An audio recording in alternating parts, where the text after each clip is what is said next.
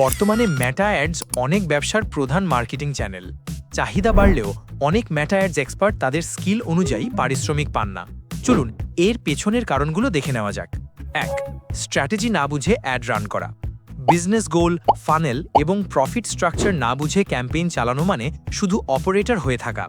Operator হয়ে থাকলে ভালো পারিশ্রমিক পাওয়া যায় না। ২.